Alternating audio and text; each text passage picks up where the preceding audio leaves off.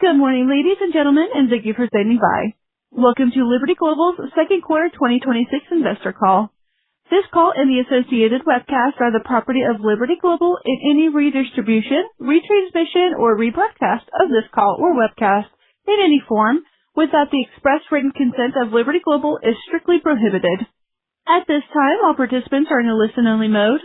Today's formal presentation materials can be found under the Investor Relations section of Liberty Global's website at libertyglobal.com. After today's formal presentation, instructions will be given for our question and answer session. Page 2 of the slides details the company's safe harbor statement regarding forward-looking statements. Today's presentation may include forward-looking statements within the meaning of the Private Securities Litigation Reform Act of 1995, including the company's expectations with respect to its outlook and future growth prospects, and other information and statements that are not historical fact.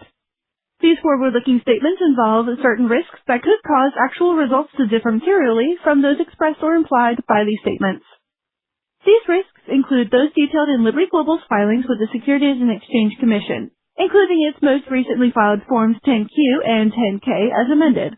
Liberty Global disclaims any obligation to update any of these forward-looking statements to reflect any change in its expectations or in the conditions on which any such statement is based.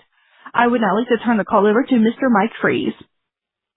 All right, welcome everyone. Thanks for joining us. We've got plenty to share with you today, so I'm just going to jump right in and then hand it over to Charlie. Of course, I've got the whole team here with me, so get your questions ready. And we are speaking from slides today. I'm going to kick it off on slide 5. I really like to start with this graphic.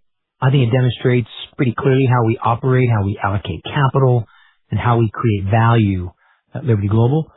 Our story is, of course, anchored by world-class telecom assets in Europe that generate $22 billion in revenue and $8 billion in EBITDA on the aggregate. You know that. And while each of these markets has its own unique operating characteristics, Europe as a whole, in my opinion, is catching a bit of a tailwind, right? Deregulation, sovereignty, the benefits of AI. They're colliding to change the narrative, and I think we'll benefit from those trends. Now, you know what I'm going to say next. Despite the size and scale and growth prospects of our businesses, we believe our stock today reflects no value for these assets, and I'll show you how I get to that conclusion in a moment. That belief is what is driving us to unlock the intrinsic value of our telecom businesses, and fortunately for us, unlike many of our peers, we're lucky to have both the financial and structural flexibility to achieve transactions like the spin-off of Sunrise, which by any measure created meaningful value for all of us. And as we'll discuss in a moment, we're making outstanding progress on our plans to do the exact same thing in the Benelux with the Ziggo Group next year. At the same time, as we reshape Liberty Global, we have pivoted resources towards our Liberty Growth portfolio, where we have demonstrated again and again our ability to create significant value in media, sports, infrastructure, and tech. The recent sale of our stake in EdgeConneX, which we talk about in this press release and in these slides, where we took out $750 million, 4 times our investment over about 10 years, is just the latest example of that. And finally, we have reshaped our corporate or central structure to be both more agile, more efficient, and more focused on these 2 core platforms. As a reminder, we are generating today hundreds of millions of annual revenue into Liberty Global, the corporate group from tech, financial, and management services that we provide to both our telecom and growth operating companies. And when you factor in the recent restructuring of our operating model and reduction of our headcount, we've effectively brought down our net corporate costs by nearly 75% over the last 2 years. And we believe we're on our way to a break-even position as early as next year. So that's the broad picture. So let me jump into the 3 key highlights I think are most critical for you to know about this quarter. That's on the next slide. Number 1, it was a strong quarter commercially, in particularly in the Netherlands, where VodafoneZiggo continues to execute brilliantly, in fact, on its turnaround plan. This was our best consumer broadband performance in 6 years. I'll talk about that. And as Charlie will outline, we're confirming all of our 2026 guidance across the board. Second, our plan to spin off the newly formed Ziggo Group, which of course consists of our Dutch and Belgian operations, is right on track. I'll go through this in some detail, but importantly, our fiber sharing arrangement with Proximus that will result in a single fixed network across 75% of Flanders was approved by the Belgian regulator yesterday. This is a big milestone for both our operational and balance sheet initiatives in this market. And I'm pleased to report that we will be closing on the acquisition of Vodafone and their 50% interest in the Dutch business at the end of this month. Then lastly, we have, the only way to describe it, overachieved in our plans to monetize assets and generate cash from our Liberty Growth portfolio. Year to date, we've raised $1.2 billion, well in excess of what we might have indicated, including $900 million from disposals of Liberty Growth and $340 million from an asset-backed loan on our wire stake in Belgium. I think it's important to point out that this $1.2 billion is above and beyond the 1.2 to 1.4 billion euros we intend to raise from asset sales in Belgium and Holland to reduce debt in those markets. As a result, we're increasing our year-end corporate cash forecast, pro forma for the Vodafone acquisition, from $1.5 billion to $2 billion. So essentially, we will end the year exactly where we started the year from a cash point of view. Now, the next slide goes deeper on our announced plans to spin off the newly formed Ziggo Group. The key takeaway here is that we are making substantial progress on all the key building blocks required to achieve this major milestone for shareholders. You'll see on the left side, where we are on the three strategic and financial pillars that underpin the listing of Ziggo Group and the tangible progress we've made across each of them. As I mentioned, we have all the approvals we need and are on track to close on Vodafone's 50% stake in the Netherlands by the end of the month.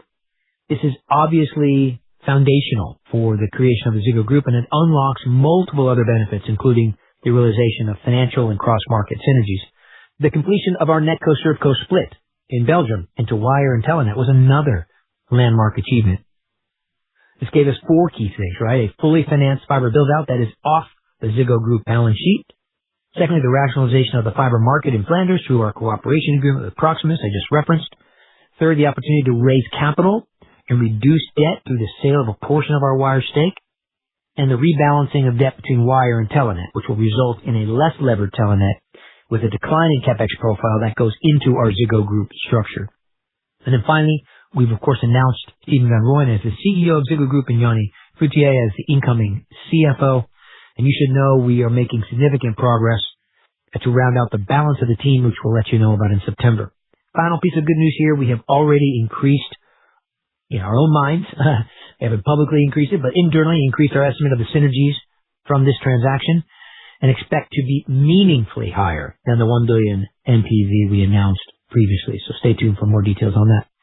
As a result of this progress, we are a bit more ambitious on the timing of the spinoff, and we're currently saying mid-27 versus H2 27. Now let's see how things transpire. Could be even faster. Let's see. And as we said in the past, the equity story is built around two things: reducing leverage to 4.5 times and driving free cash flow to €500 million in the 2028 timeframe. The bridge to $500 million of free cash we talked about on our last call. And of course, the deleveraging is further supported by asset sales of the 1.2 to 1.4 billion euros I just mentioned, all of which are underway and we're making substantial progress on, and you'll probably learn about before our next call. Now, the right-hand side of the slide is the money shot here, as they say, so I'll take a moment to walk through these valuation metrics. They break down into three main components. On the bottom right, you'll see our current stock price, roughly $11 in the orange bar. We believe this represents a 20% discount to the fair market value of our cash and our Liberty Growth assets alone, and those are valued by independent appraisers, of course. Perhaps even more importantly, you know what I'm going to say here, it implies essentially zero equity value attributed to our Liberty Telecom operations. Now, we don't need to debate that conclusion. Everyone, some of the parts may look a bit different. It's not the main point of the slide. Moving up the scale, about 19 months ago, we spun off Sunrise, which we now believe represents $12 per Liberty Global share. That's the red bar. Sunrise, as you know, is traded on the Swiss exchange between around 10.5% and 13.5% free cash flow yield, or roughly 8 times EBITDA, and has really unlocked substantial value. And we believe over time, on a fully distributed basis, the Ziggo Group itself should trade on the Euronext at a value of up to $14 per Liberty share, assuming we reach or can confidently guide towards the $500 million free cash flow target and the 4.5 times leverage, and the market applies similar free cash flow yields to Sunrise. So that's what we're playing for here. It means that from an $18 stock, when we announce the Sunrise spinoff, we have a clear opportunity to create $37 to $40 of value for shareholders, and you should assume we are squarely focused on just that, delivering that value, and we're making great progress on that goal every day. Now, our confidence in that goal, or the Ziggo Group, is bolstered, of course, by the great turnaround story at Vodafone Ziggo, which we highlight on the next slide. Essentially, just going to go right to the chart on the right-hand side of that slide. You can see in the second quarter last year, 2025, We lost 26,000 broadband subs and 5,000 mobile subs. And quite frankly, that was after quite a long period of declining performance. Now, through a combination of commercial strategies, including new pricing structures, new broadband bundles, new converged propositions, new premium sports content, and importantly, a strong campaign promoting the quality of our broadband network, Stephen and the team have delivered quarter after quarter of improved results since then, culminating in our first positive broadband quarter in Q2 since, I think, Q4 2022, and as I said, the best performance in 6 years. And that goes along with 32,000 new postpaid mobile subs, so great progress on the operating performance there. The next slide shows you that performance, and I've just discussed it, so I'll just jump to the ARPU stats here for Vodafone Ziggo. Fixed ARPU was stable, both sequentially and year over year, around 56 euros, and that's despite new front book pricing, and can attribute that to both price indexation and some moves around content. We saw more or less the same outcome in mobile ARPUs, which were largely flat sequentially at €17.60 and down 2% year over year. On the bottom, you'll see operating results for Telenet in Belgium, which continued its recent commercial turnaround with improved broadband and mobile net adds versus last year. Lots of commercial drivers at work here, including new campaigns promoting our base brand and a revamped FMC offering, allowing customers to tailor really their own packages like an a la carte menu, which is well received. And broadband and mobile ARPUs are both up sequentially in Belgium and stable year over year. Now, moving to the UK. Before I jump into the operating results for VMO2, let me just spend a minute highlighting where we see this business today and the core drivers of value tomorrow.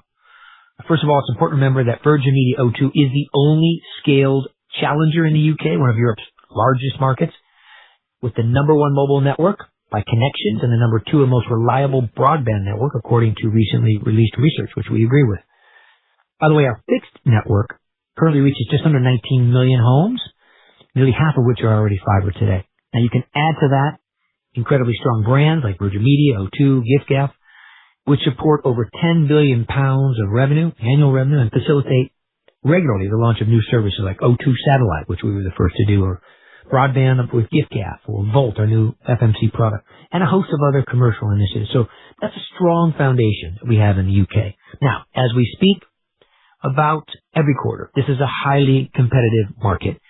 It's becoming a street fight in the consumer retail sector, particularly with altnets and MVNOs, which means we have to continue getting sharper, becoming more agile and more innovative, and I like the moves we're making to achieve that. I've listed just a few of them on the right-hand side here. First and foremost, we've just hired Lisa McGowan, our new CEO of Consumer, now has the entire consumer division reporting to her. She spent 10 years at Sky launching broadband, mobile, and Sky Glass, and in 2 weeks is already making a difference in our commercial strategy, so stay tuned for her keen eye and her strategic perspective on our consumer business. We have great potential in wholesale. First in mobile, where we generate today over $800 million of extremely profitable revenue, and we'll shortly launch Monzo to our list of MVNO customers. And in fixed wholesale, where we are striving every day to capitalize on our scale and our growing fiber footprint, which the Nectami acquisition will only advance once that's approved. Now, Lutz and the team are well underway with their AI-driven efficiency and growth programs. I'll talk about that in a minute. You're already aware of our commitment to advancing our networks. For example, our 5G reach is now 88%. And even before fiber, we have 1 gig broadband available across the market. Now, these commitments will pay dividends, both in our B2C and B2B business. Finally, just a word on our capital structure in the UK, and Charlie's going to address this more specifically. The most important message I want you to hear from me is that both Liberty and Telefonica are completely aligned on our commitment to this business long term. While we appreciate that leverage today exceeds our original targets, and as a result of slower growth and our decision to reinvest more in our networks, I would urge you to remember that we have many tools at our disposal if necessary, both organic and inorganic, to drive greater free cash flow, stronger operating performance, and lower leverage over time. So more on that with Charlie in Q&A if you like. Now, turning to VMO2's quarterly operating results, on the next slide, you can see that while our broadband and mobile net losses were better than a year ago, we are still encountering significant competitive activity and increased churn. I believe that the initiatives I just referenced and discussed on the prior slide, as well as the new consumer management team and structure, will address these challenges. Meanwhile, mobile ARPUs are up sequentially and flat year over year as we focus on retention efforts there, primarily maintaining value over volume. And fixed ARPUs were flat sequentially, but down 4.6% year over year, and that's largely in line with overall pricing in the market. Now, Lutz is on, and of course, we can dig into these results further during the Q&A. Turning to Virgin Media Ireland, you'll see that broadband net adds have been steady over the last 5 quarters, and that's supported principally by our wholesale fiber business. Good example of what we can do with wholesale. It's worth mentioning that our fiber rollout is on track to be substantially complete at the end of the year, and we'll be expanding our retail footprint off footprint, both of which will help our business moving forward, particularly the reduction in fiber capex. Fixed ARPUs have been very steady at €61, and mobile postpaid net adds remained positive. And those are supported by a €15 offer and retention strategies. Now, I'll end with just a bit of commentary on AI.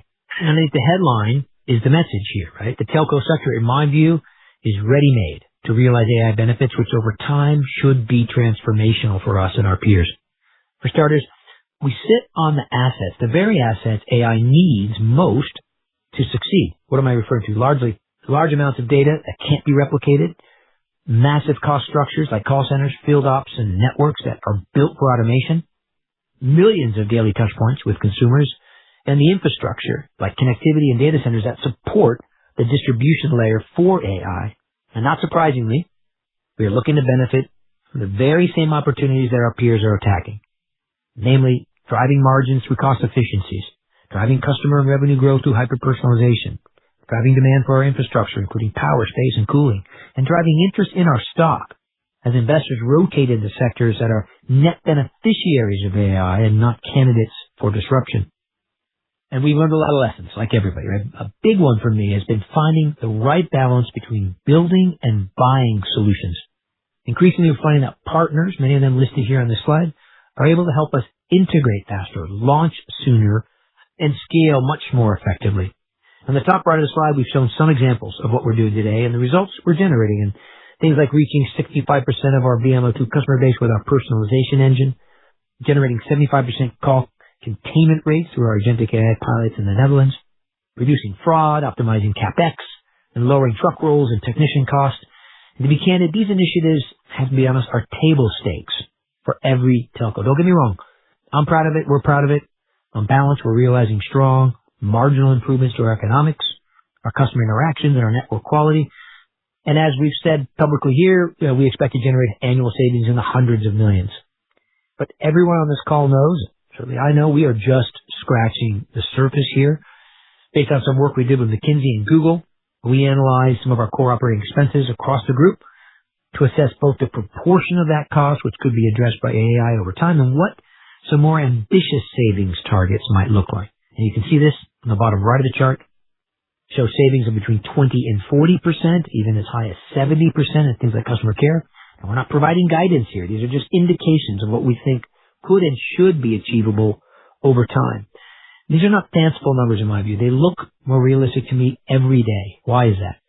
Look, a lot of things are working in our favor here. On one hand, of course, we're implementing our own AI solutions with sophisticated and scaled partners to drive benefits, but equally important, on the other hand, we're seeing our largest suppliers, typically software and outsourcing partners, looking for early renewals in exchange for passing along to us the significant AI savings they themselves are realizing and must realize to stay relevant. So we're getting it on both ends. Obviously, as we develop these initiatives more fully, we'll share more detail. And remember, this example just covers OpEx, right? There are significant revenue and CapEx benefits to be realized as well. And then finally, on my last slide, we're not only taking advantage of AI in our telecom and growth businesses, we're also prioritizing opportunities to invest in AI companies through our existing tech portfolio as part of Liberty Growth.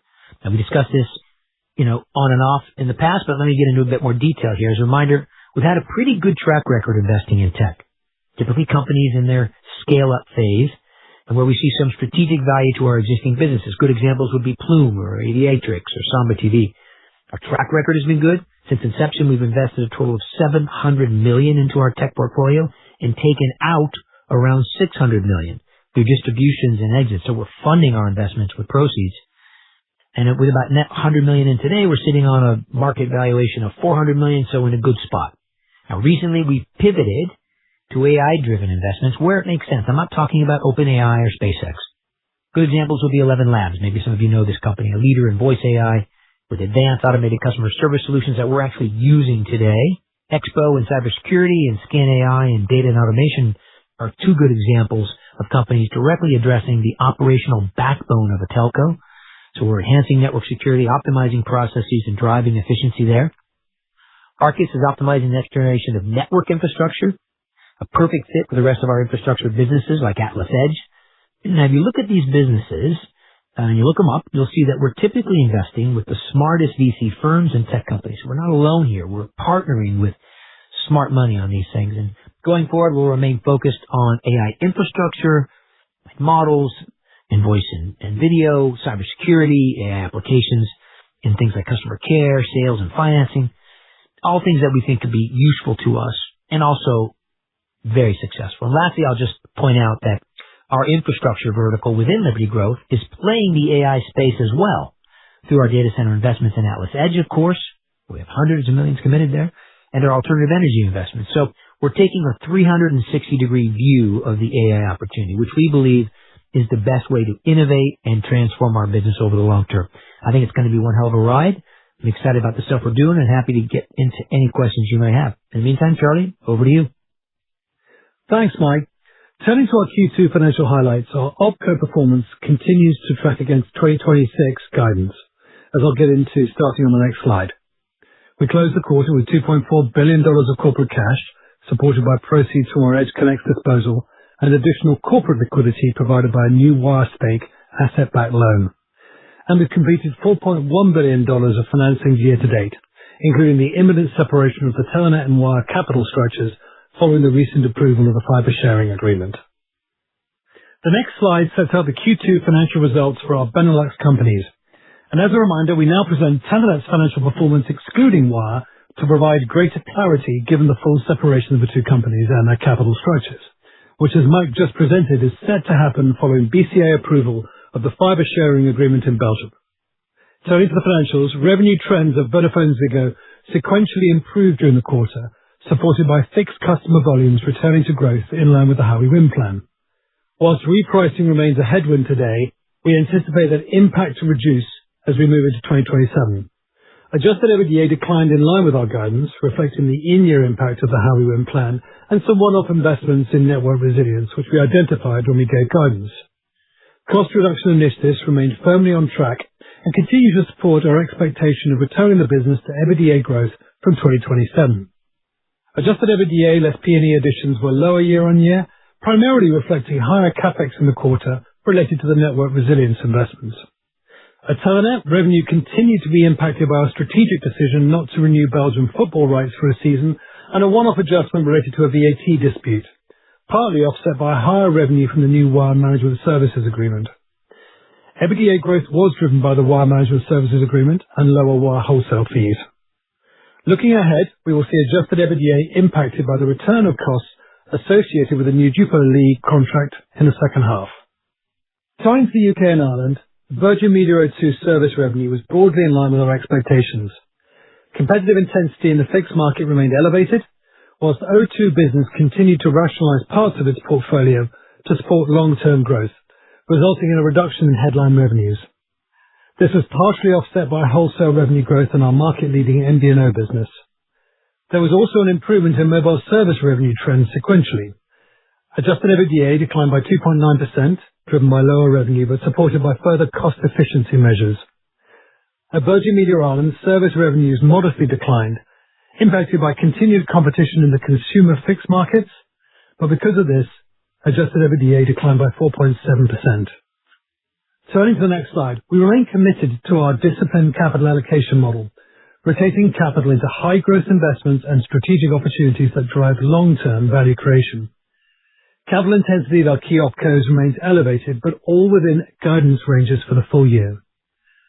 Virgin Media O2 continues to see elevated CapEx, driven by higher investments in mobile capacity, including spectrum integration from Vodafone, the ongoing fiber upgrade program, and IT digital spend, to put us in better position in terms of seamless FMC offerings.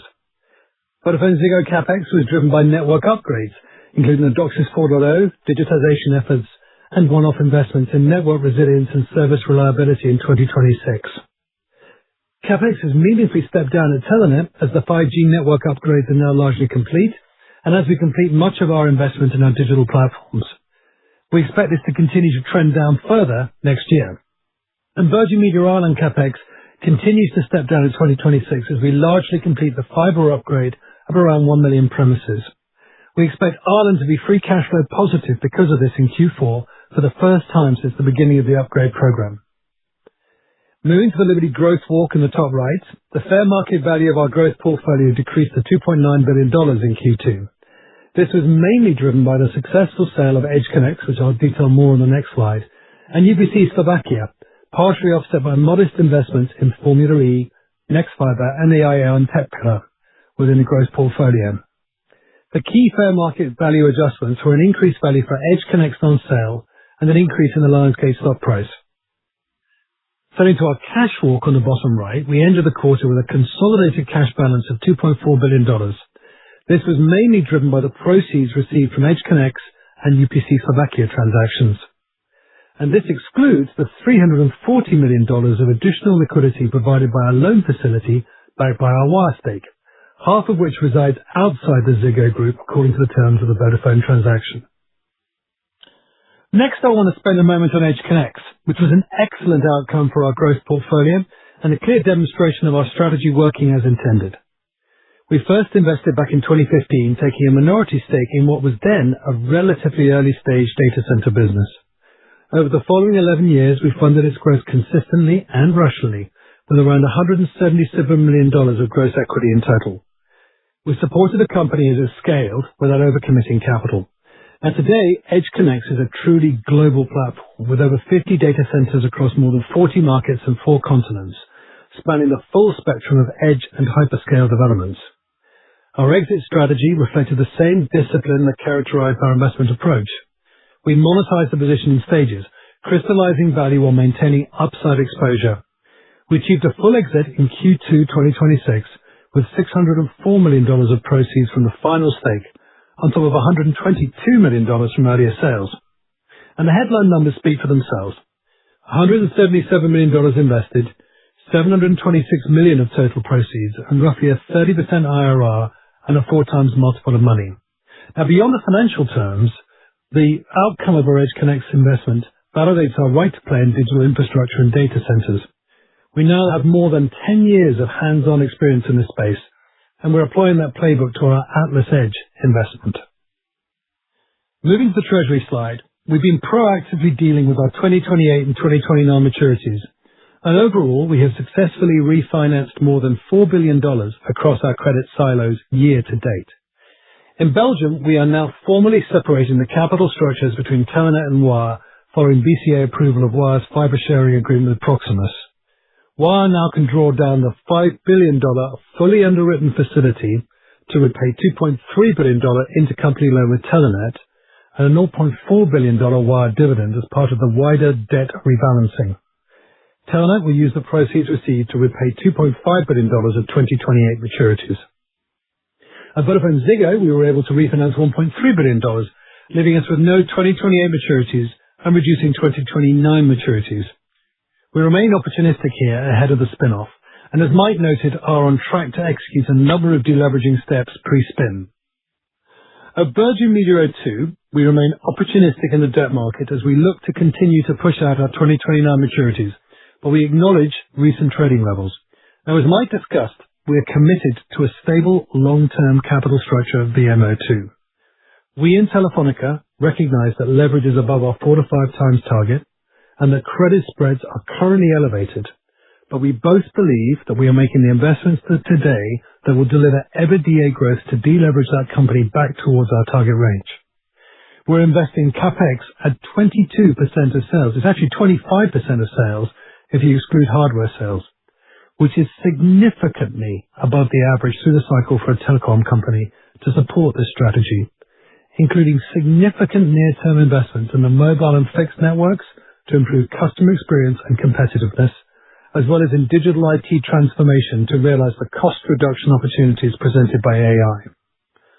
The small dividend projected to be paid to the shareholders will be reinvested into the Net Omnia transaction, which is a key transaction for Virgin O2 to keep investing in its fiber plan, which we believe will further strengthen the product offering for VMO2 and help establish a credible second fiber network to compete with BT and unlock wholesale revenues. Both shareholders continue to look at inorganic opportunities to further strengthen the competitive position and financial performance of Virgin Media O2, as we did with both O2 Daisy and the Net Omnia transactions. Both shareholders recognize the importance of credit providers, which is why they're making these investments and acquisitions to support the long-term future of the company. Now, we remain on track to deliver against this strategy and will update investors as we always do in February of next year. And finally, turning to our full year guidance for 2026, we are reconfirming all guidance metrics of VMO2, Vodafone Ziggo, and Telenet, as well as our guidance for corporate adjusted EBITDA. And in addition, we're upgrading our full year corporate cash target from $1.5 billion to $2 billion, supported by the EdgeConnect proceeds and Wire asset-backed loan. And that concludes our prepared remarks for Q2, and over to you for questions. The question and answer session will be conducted electronically. If you would like to ask a question, please do so by pressing the star or asterisk key followed by the digit 1 on your phone. In order to accommodate everyone, we request that you ask only one question. If you are using a speakerphone, please make sure your mute function is turned off to allow your signal to reach our equipment. We'll pause for just a moment to give everyone an opportunity to join the queue.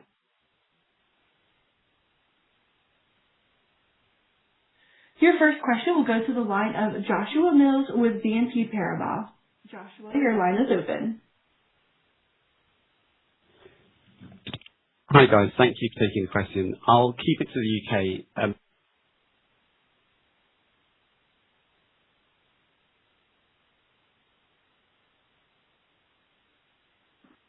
Hello? Operator? Hello? Hello? I'm going to start again. Who's that? Yeah. Start over, please. Yeah. Hi there. Yeah, thanks. Hello? Hope you can hear me. Can you hear me, sorry? We can hear you, yeah. Yes. You're kind of going in and out. Brilliant. Give it a try. Okay, thanks. So I just want to ask, firstly on the UK ARPU trends, I think in the past you've talked about the issues faced from declining legacy revenue, things like voice and TV, and today you're talking more about the declines being related to front book price competition. So it sounds to us like it's no longer just a legacy issue, it's more related to market conditions as they stand today. So my question on this ARPU trend is, firstly, is that a fair characterization? And if so, do you think, that we're at trough ARPU declines and trough service revenue declines at the moment, or could things continue to get worse in the second half given the level of competition we see in the market? And then secondly, on the volume side of the equation for the UK, in the past when you've had these kind of sub-losses in markets like the Netherlands and Switzerland, you took the quite bold step to rebase customers aggressively, proactively onto cheaper tariffs to try and stabilize the base. It looks from today's strong results on Vodafone Ziggo Net Adds that that's had a good effect. So is it something you'd consider doing in the UK as well, or do you think that you're going to remain happy with the level of subscriber losses in the near term as long as you don't take too much of a hit on ARPU? Thank you. Go ahead, Liz.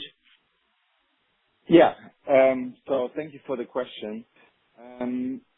So, I mean, when we did the guidance for the year 26, we expected to be the market to be very competitive. Remember, I said that 70% of the service revenue guidance of -3% and -5% will come from fixed consumer, which exactly is now kicking in. So that's number one. Number two, to your point, is the market more competitive? Yes, it is. So just one number, compared to Q2 25, the average selling price is down 4% in the market. So I think your observation is right. Now, where is these 4.6% coming from? The biggest driver for it is our own prevention. And I think what we are not doing is radically recontracting customers and forget about the ARPU. Remember, we have built a very sophisticated retention machine where we know down to every 60 homes what customers want and offer them that. And we have now built the same prevention machine. So the biggest driver for the ARPU down is prevention already, but in a very targeted way. And so we have now more than 80% of our customers on contracts with significant remaining term. And so we will keep doing exactly that in the future. Is this now rock bottom or not? That is hard to say because I don't know how the market will evolve. The market is very hot. There are some new promotions announced from Openreach. Ofcom has to accept them.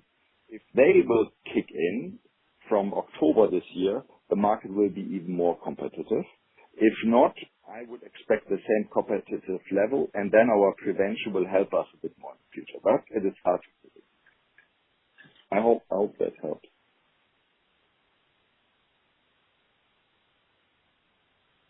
Next question, operator. Thank you, John.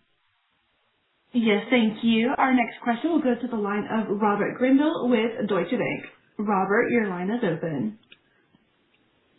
Yeah. Hi, everyone, and thank you. So well done on getting the BCA approval. I think it's taken a bit longer than you thought, but probably been prepping away in the meantime. What's the timeline from here on the fiber collaboration and the separation of Telenet? And alongside that, the monetization of wire. Would you hope the monetization announcement is a 2026 one, or is that in next year now because things have gone a bit more slowly? Thank you. Thanks, Robert. It has taken a while to get to this point, but as I tried to articulate in my remarks, it's a building block. It's a foundational piece of the building block. And now that that's done, it opening up a lot of key next steps. You mentioned one. I mean, Telenet is already split out. Wire and Telenet have been really separate businesses for a while. It's the second quarter, I believe, we've actually reported on them separately. So that's happened. What the BCA approval allows us to do is essentially rebalance the debt stack on each of those two entities and proceed, importantly, with the sale of a stake in Wire, which is well underway. We've got actually, I think, 6 to 8 people doing the work. I've hired advisors, and we will be, diligently proceeding with that transaction through year end. And it's possible that even as soon as year end, but perhaps Q1, we will have concluded that transaction. But that's well underway, and just one of many things that the BCA approval unlocks, all of which, in our view, are very positive and helping accelerate our timing on the ultimate Ziggo Group spin. Thank you. The banking process will take place next week, and they will access the 4.35 billion of wire financing. Just for clarity, to fund the dividend. Thank you, John. And thank you, Robert, for your question. Our next question will go to the line of Polo Tang with UBS. Polo, your line is open. Thanks for taking the question. It's just about Vodafone, Ziggo and broadband. Can you clarify when you will be able to start offering broadband in the Delta fiber footprint? Also, what do you think has had the biggest impact in terms of helping stabilize the Vodafone Ziggo broadband base? So was it the ESPN content offers? Was it pushing harder on recontracting customers? Was there a notable tailwind in terms of the Odido data breach, or was it something else? And do you think that you can see improving or positive net adds going forward, or is stable a more likely outcome? Thanks. I don't know if Stephen was on and then off. Stephen, let me know if you're on. Yeah. Hi, Mike. I'm on. Welcome to take those. Yeah, great. Hi, Polo. Thanks for the question. Let me deal with the Delta question first. We're planning to roll out in the Delta footprint that we are operating in the second half of the year. We're not far from that now. So we expect to see that turn up in our numbers in the fourth quarter.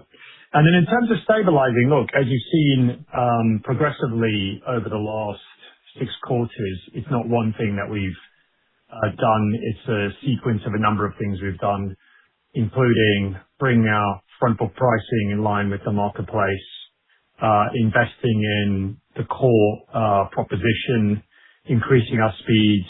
We're the only ones offering 2 gigabit across most of the country today, differentiating both with Wi-Fi guarantee and now latterly with this ESPN bundle, and changing our marketing, focusing more on connectivity and competing harder than we had previously. So I think it's a combination of things that I think have helped us get to this point. As a result, I think it's fair to say that we are pursuing sustainability of that growth. So in terms of providing guidance going forward, because we put in, I think, a number of pillars that will help us continue to build the momentum that we've seen. Our expectation is to continue to grow through the second half of the year. Thanks. Thank you. Thanks. Our next question will go to the line of Nick Lyle with Berenberg. Nick, your line is open. Thanks very much. I hope you can hear me. Hello, guys. Just a quick question again on the UK to follow up on Josh's, please. What makes you think this isn't a long-term decline for the UK? I'm just interested. Your pricing is quite a bit above BT's and substantially above the alt still. So I take Lucy's point that he's got a lot of customers locked in for now. But why should you be able to sustain this pricing point? You know, what helps you get there? Is it rolling out fibre and completing the fibre footprint or something else, or is this a problem maybe for the longer term that ARPUs just keep on slipping for many quarters? And just a second point, Charlie, can I just clarify on what you said about inorganic options in the UK? That sounded like you were thinking about potentially buying assets, not selling to reduce debt. Have I got that the right way round, or have I misunderstood that? Thanks very much. Charlie, you want to address the first one? Yeah, just sitting on the, I think that's the point we're trying to make is both Telefonica and us are firmly behind this company. We're very committed. We're investing at very elevated levels to secure the long-term competitiveness of the business. And we have been ready to do inorganic moves, whether it's buying and indeed selling. As you know, we've sold, stakes, for example, CTIL. So it's not to be specific about whether we're buying or selling. It's more to say, look, we are right behind this company.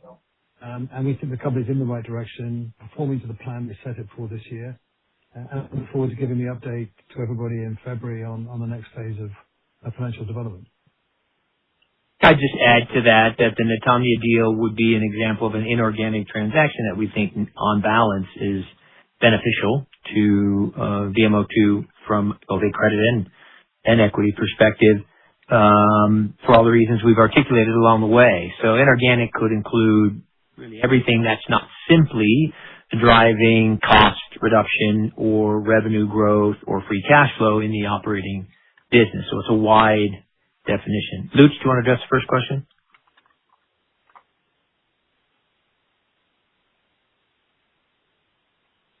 Yeah, Lutz, you might be on mute. Sorry for that. Yes, I will. My answer to your question is the following. We have three very strong brands, right? And it's not only Virgin Media, it's also O2 and Giffgaff. And ultimately, we will be able to sell any product with any of these three brands. And we have just launched Giffgaff Broadband, and we are starting to gain traction there.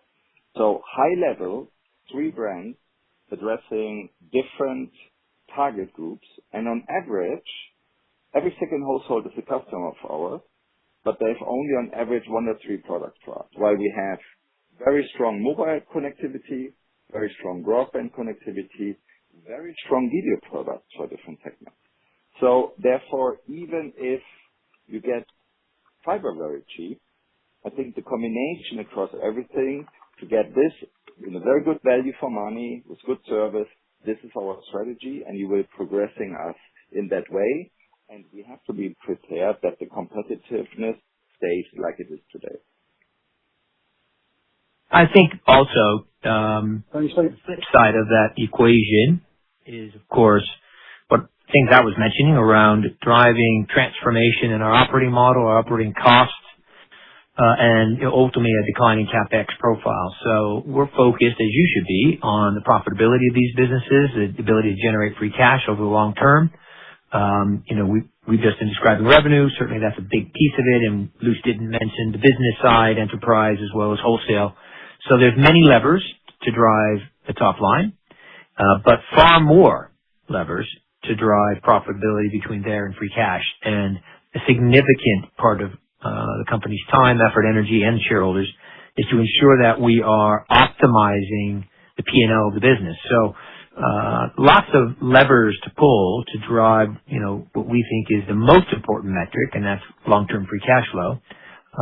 Only one of which is revenue, and I think Lutz has addressed that pretty well. Thanks, Nick.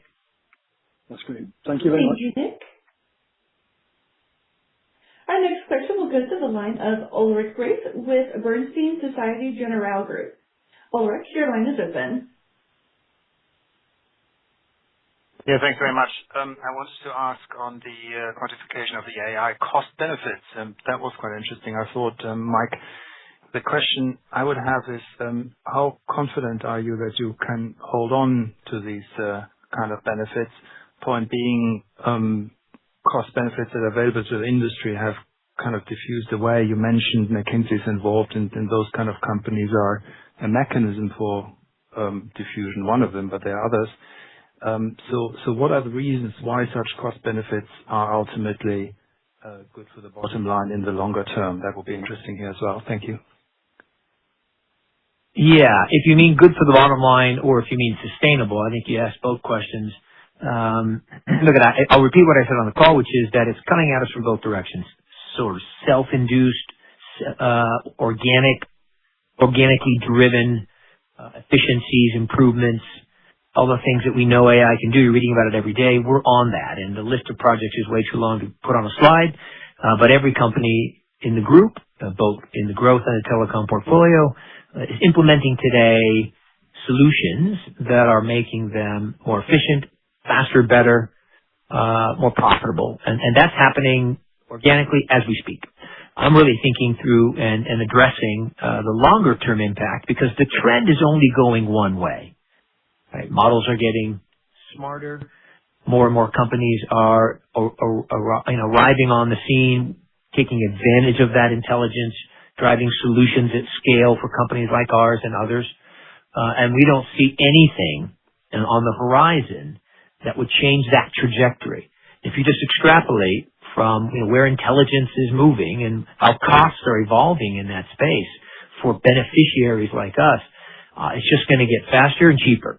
And as we apply that logic to more and more of our business, we just see nothing but upside. I mean, we're only 20-25% in the cloud. I repeat that. 75-80% of our business is still on-prem. So there's so many things our industry, and we're not different than any other telco, has yet to implement and take advantage of, that I think it's almost irresponsible not to be that ambitious. And I'm pounding the table every day with my team to tell me why we can't be that ambitious. And it's nice to have, third parties who are along that ride, on that ride with us, whether they're, consultants or technology companies. I think you have to be thinking that broadly and I think that aggressively over the next, let's say, 2 to 3 years. It's moving that fast. And so, that's how we're approaching it. It's great to do the things we're doing. I'm proud of our industry and I'm proud of my team, but it's just the start. There has to be a rethink of our operating models, how we're managing our businesses, talent, and all the technology and software required to drive these kinds of, step change improvements. So I think it's real. I think it's sustainable. And we're anxiously working to deliver it. Thank you, Ulrich. Our next question will go to the line of Matthew Harrigan with StoneX. Matthew, your line is open. Thank you. On the industrial kind of blocking and tackling AI, kind of answered about 80% of my question, but I assume you don't have the issues with token costs, which are surprising some people in terms of what is being charged now. There's even some talk of a bit of a bait and switch. And talking with some of your U.S. peers, I think they feel like there's a touch of discernible benefit in 27 on a net basis, and then after that you really get an inflection point. I mean, do you think you're going to see a decided inflection point in 28, 29, late decade, or is this just kind of a gradual process. And then lastly, you talked on costs, which are, very quantifiable and predictable. And on the revenue side, I assume that was also addressed by McKinsey and Google, but you'd rather kind of keep that closed kimono because it's a little harder to realize, and you don't want to go too aggressive on it. Thanks. Yeah, and I'll ask Enrique to jump in here too. Look at on the revenue side and the CapEx side, those numbers generally are not as high as the ones we put on the slide, but they're still tangible and significant and worth pursuing. And you should assume you should not assume that because they weren't on the slide, we're not looking at those things very aggressively. And many of which we're already putting into action, right? So in Luch's case, his personalization engine is driving churn reduction, driving, next best offers, driving all kinds of revenue benefits just today as we speak. So, we intend and are doing that across the board, but we figured one piece at a time.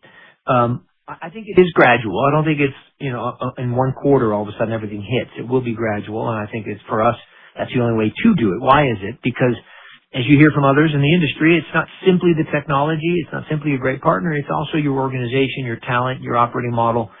No point in having, all this great stuff and you're not able to implement it. You don't have the people, the structures to implement it. So it is a journey, but everybody's on it. We're on it, and we're on it from end to end, really.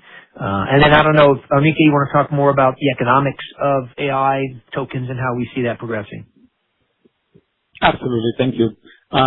First of all, like anybody else in the industry, we're watching the evolution of both token costs and the resulting benefits pretty closely. And I can say categorically, we don't see a major issue with the increase in some cases of token costs, because we've been, I think, pretty disciplined in making sure that we're applying those tokens against business cases that do bring us net benefits. And so, I do believe that this will be a continuing story, but I see a significant net benefit, even though, like anybody else, we do see an increase in the usage of tokens and the related costs. Great. Thanks, Mike. Enrique, enjoy the rest of your summers. Thanks. Thank you, Matthew. Our next question will go to the line of James Ratzer with New Street Research. James, your line is open. Yes, thank you very much indeed. Yeah, good afternoon. So the question, please, around kind of Virgin Media O2, because if I look at kind of your partner, Telefonica, they've seen declining revenues in Germany, and just 2 days ago, they announced a major cost restructuring program. And obviously, Telefonica has just helped to appoint a new CFO at Virgin Media O2. So I'm wondering whether you see the scope to take similar action at Virgin Media O2 and to kind of take on a more radical approach to cost reductions, as we've seen your partner also announce in Germany. And you talked about kind of looking to support the business, and at the same time you've just raised your cash target at the top co now to $2 billion. Would you consider injecting any of that cash back into Virgin Media O2 to help it with its deleveraging? Thank you. Thanks, James. Listen, premature to discuss capital allocation. We think the business is obviously generating free cash today, and we think can generate significantly more free cash tomorrow. On your cost reduction question, certainly that is something we are looking at as well. We're in the business planning phase right now. This is when Lutz and the team are sitting down doing the work on our long-range plans. And of course, when we mentioned organic and inorganic tools to continue to drive free cash flow and reduce leverage, that is, as you state, a very realistic one. And so you should assume that those are the kind of things we'll be looking at, as we should. And I don't know if Charlie wants to add anything to that. No, thanks, to be honest with you. I mean, I think, look, the business is on track with the plan that they set out at the beginning of the year. They've reconfirmed guidance. We're going through planning exercise. We do understand leverage is outside the range, and we take it seriously. give us the time to continue to work through with the management the right next steps, which could involve cost reductions, and we'll come back to you in February. Do you see kind of scope there? Sorry. Okay. Thank you very much. Thank you, James. Our next question will go to the line of David Wright with Bank of America. David, your line is open. Oh, hi, guys. I hope you can hear me. Thank you for the presentation and opportunity to ask questions. Mine is a little around the accounting change in VMO2. It just seemed a little unintuitive to me to be amortizing the commissions, extending the amortization period as you are accruing increasing sort of net losses and higher churn. That seems like quite the opposite thing you would do. So I'm wondering why you've chosen to do that and on what basis. And I guess the second point would be, is it just a one-off impact, or should we now be seeing this sort of run over a period to sort of support the EBITDA line? And I guess my sort of final question was, does this adjustment sit within the EBITDA guidance, or is it outside the EBITDA guidance? Was it anticipated when you gave the EBITDA guidance? That would be really interesting to me. And then, Charlie, I sort of have to ask, you kind of mentioned this full year VMO2 sort of, I don't want to say revisit, but sort of, full year update. And it seems like, that could be sort of a more significant event. Should we think about it that way, or are you just talking about sort of general business planning as usual? Thank you, Dennis. Charlie, both for you. Accounting. First of all, to answer the second question, that is the usual update in February. I don't want to make a big deal about it. It's more just to say we obviously give guidance every year. We give guidance for this year. We're on track, and as we always do, it'll be the regular guidance. There's nothing particularly sinister or magical about next February. In terms of accounting, look, the magic of accounting estimates, we are always revising accounting estimates.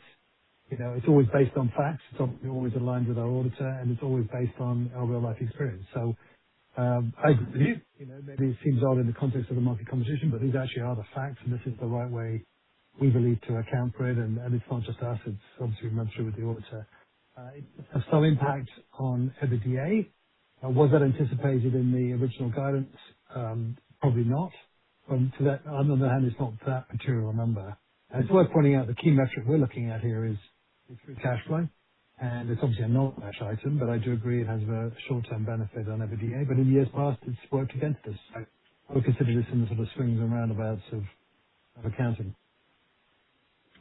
But just on the facts, sorry, one thing I can add. The biggest driver. Sorry, can I add? Please.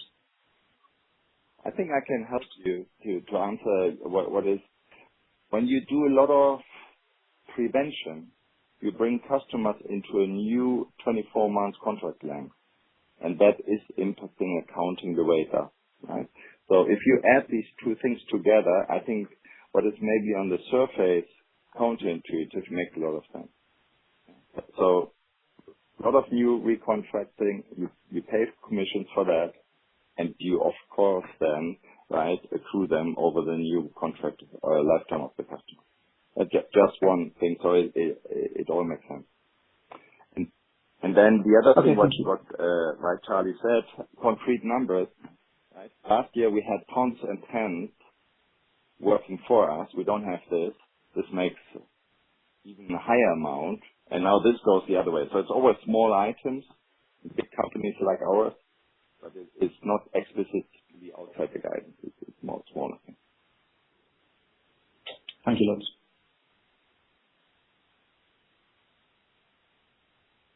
Thank you. And with that, we will conclude the Q&A session. I would now like to pass the conference back over to you, Mr. Mike Fries, for any closing remarks. Great. I'll keep it brief. Thanks for joining us. We always appreciate that. Lots of information to digest. You know where to find us if you have questions.